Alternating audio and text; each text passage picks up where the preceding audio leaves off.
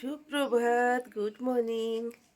শ্রাবণীর MS channel ব্লগে আপনাদের স্বাগত জানিয়ে ভিডিওটা এখান থেকে শুরু করলাম। আজকে শুরু করলাম, ব্রাশটা করে নিলাম, মুখটা ধুয়ে দিলাম। ঘড়িতে যদিও 7:15, প্রচুর মেঘলা আকাশ, একবার বৃষ্টি হওয়ার কথা রয়েছে আমাদের মেমারিতে। তো যাই হোক, এখন আমি খাবো একটু সব মিষ্টি ভেজানো জল আছে। আর বাচ্চাবাবু আজকে চা দিয়েছে অনেক দিন পর, ওর শরীরটা বেশ ভালো যাচ্ছিলো না, দিতে পারছিল না। তো চলুন, এবার জল বসিয়ে দিয়েছি। এবার রান্নাটা ঝপঝপাবি, যেহেতু নেই রান্না তেমন কিছু নেই, কারণ ছেলে মেয়ে না থাকলে নিজেদের জন্য বেশ কিছু করতে ইচ্ছে করে না। তো যা পারি ঝালের ঝোল করে নামিয়ে রেখে দিই। নিজে খেয়েছে আর আমার জন্য রেডি করে রেখে দিয়েছে। এই মৌরগুলো আমি ফেলে দিই না, জানেন তো। এটা একটু রোদ বেরোলে শুকিয়ে রেখে দিলে 5 ফোড়নে দিয়ে দেওয়া যাবে। তো 5 ফোড়নে তখন খাওয়া হয়ে যাবে, শুধু শুধু ফেলে দেবো কেন বলুন। নষ্ট করে যেন আপনি যদি রেখে দিতে পারেন, তো সেগুলোই কাজে লেগে যাবে একদিন ঠিক। তো কড়াই তেল দিয়ে দিয়েছি, 2-4 কোয়া রসুন দিয়ে দিলাম, জানেন তো। একটুখানি পালং শাকের চচ্চড়ি করবো, আগে সিদ্ধ করে রেখে দিয়েছি। সিম টিমগুলো কষিয়ে নিয়েছি। সিম, বেগুন, আলু আর একটু বকলির ডাঁটা ফাটা দিয়ে একটু কষিয়ে রেখে দিয়েছি। পালং শাকগুলো পরে দিয়ে একটু সিদ্ধ করে নাবিয়ে রেখে দিয়েছি। এবার ঢেলে দিলেই, কষালেই হয়ে যাবে চচ্চড়িটা আজকের মতো।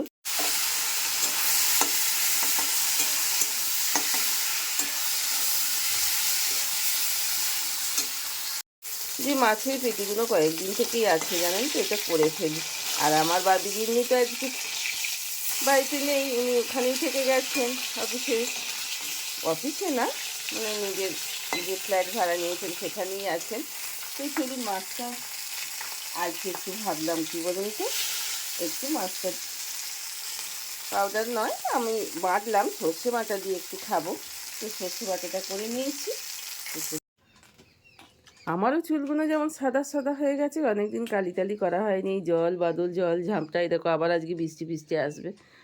আর তুমি তো একটু কালি করবে না। না গো, আর এই বয়সে আর কালি করার দরকার নেই, বেশ দেখেছেন। ঠিক আছে ঠিক আছে গো, আমি বলছি বলেই যে তোমাকে চেঞ্জ হতে হবে।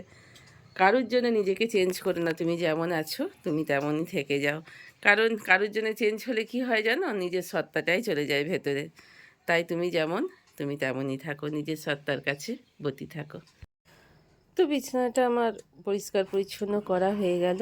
চলুন এবার ঝাঁটপালাটা দিয়ে, বৃহস্পতিবার তো ঠাকুরঘরটা মুছে টুছে নেব, নিয়ে তারপরে স্নান করে পুজোটাকে করে নিই, তারপরে ব্রেকফাস্ট করব। বিছানা টিছানা পরিষ্কার পরিচ্ছন্ন করে নিয়ে এবার ঘর দুয়ারটা ঝাঁটপালা দিয়ে নিলাম। তো ঝাঁটপালা দিয়ে নিয়ে এবার ঠাকুরঘরটা আমি চলে এসেছি মোছামুছি করে নেওয়ার জন্য। তো চলুন মোছামুছি করে কমপ্লিট করে নিই, করে নিয়ে তারপর স্নান টান করে নেব, করে নিয়ে ফুল তুলে পুজো করে তারপর ব্রেকফাস্টটা করব। ভীষণই খিদে পেয়ে গেছে আর ভালো লাগছে না। ঠাকুর হে করুণা সিন্ধু জগৎ করে জগৎ মঙ্গলময় মঙ্গল করো ঠাকুর, শান্তি দাও ঠাকুর, হে করুণা সিন্ধু। তো তৈরি করে নিয়েছি একটু সবজি, সিমুই। তো একটু গাজর, একটু ফুলকপি, একটু বিনস দিয়ে নিয়েছি, একটুখানি সিমুই অনেক দিন থেকেই ছিল, জানেন তো। বেশি দিন এইসব জিনিস রাখলে না কিরম ধরনের দেখবেন পোকা হয়ে যাবে। তো তার থেকে নষ্ট না করে তো একটু যদি করে নেওয়া হয়, পেটটাও বুঝবে আর জিনিসটাও নষ্ট হবে না।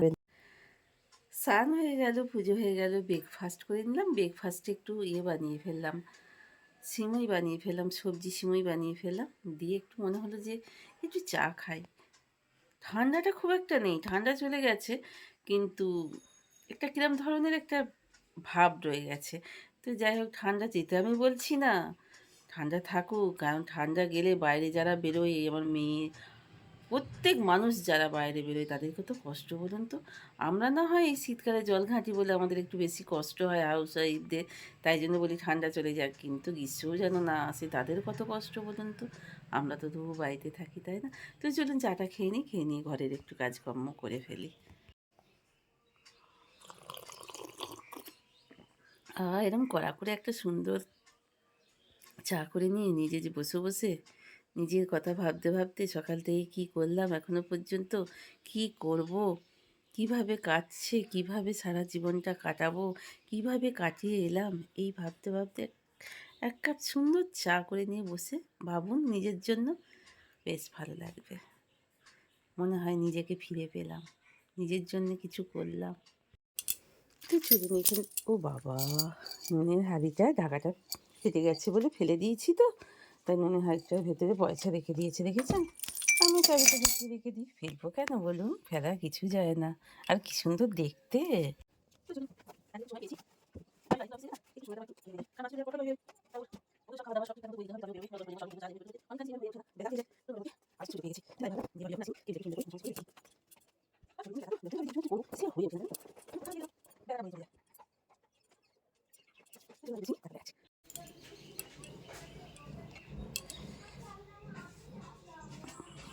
কিন্তু এখানে হবে না, একটু মাথাটা চাপা না দিলে না আমাকে একটা বড্ড ধুলো পড়ে, জানেন তো। সেখানেতে একটু সুন্দর করে চাপা দিয়ে রেখে দিলে দেখতে বেশ ভালোও লাগে আর ধুলোটাও কম পড়ে। তো চলুন পরিষ্কার পরিচ্ছন্ন হয়ে গেল, এখানটা নিচেটা একটু করে নিই।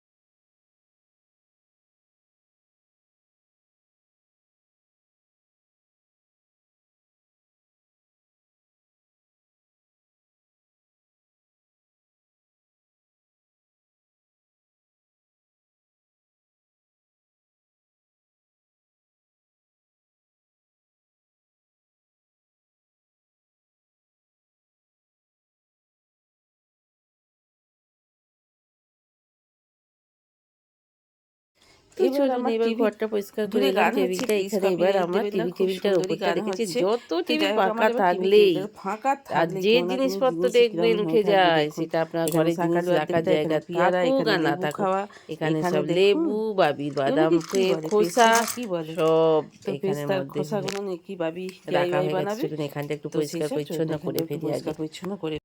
তো সুন্দর করে গুছিয়ে টুছিয়ে নিয়েছি, একদম পরিষ্কার পরিচ্ছন্ন করে নিয়েছি। টিভিটাও একটুখানি, গাটাকে একটুখানি যদি প্রত্যেক দিন হাত বুলিয়ে নেওয়া যায় না, ছবিটা ভীষণ সুন্দর আসে। তো চলুন আগে পরিষ্কার পরিচ্ছন্ন সব করে নিই, করে নিয়ে তারপরে এবার ভিডিওটা ছাড়ারও সময় হয়ে যাবে, তো ভিডিওটা ছেড়ে দেব। তো আমলকি কাঁচাই খাই, তাই জন্য আজকে আমি ভাবলাম কি বলুন তো, একটা জুস বানিয়ে খাই। একটু থানকুনি পাতা, একটু কারি পাতা, একটু গুড়, একটু আদা, একটু ভাজা ভাজা আমলকি সব কন্টেনারে একবারে দিয়ে দিয়ে একটু জল দিয়ে একটু পেস্ট করে নিলাম, দিয়ে এবারে ছাঁকিয়ে নিলাম ছাঁকনিতে। তবে ওই আমলকিটাও ফেলে দেওয়া যায় না, একটু যদি গুড় দিয়ে যদি আচারের মতো করে নেওয়া যায় খাওয়া যায়। লাঞ্চের মেনুটা আজকে দেখিয়ে দিই। এখানে মাছের ঝাল আছে, আর চচ্চড়িটা সকালে করলাম, আর কালকের একটু পেঁয়াজ শাক চিংড়ি মাছের তরকারি আছে। ঘড়িতে কাটায় কাটায় 12:30 বাজছে। মুসলিম ভাইদের নামাজ পড়ছে, শুনতেই পাচ্ছেন। তো চলুন লাঞ্চটা এবার সেরে নিই। সকাল সকাল বাইরে অবস্থা, ওয়েদার ভীষণ খারাপ, আমাকে চারিদিকে জলের জন্য টাব ভাব সব পাততে হবে। তো চলুন সেগুলো আগে খেয়ে নিই, খেয়ে নিয়ে তারপরে ওগুলো পেতে নিয়ে তারপরে একটু শোবো, নাহলে জল শুরু হয়ে গেলে আবার টাব ভাব নিয়ে আসতে অনেক দেরি হয়ে যাবে। তো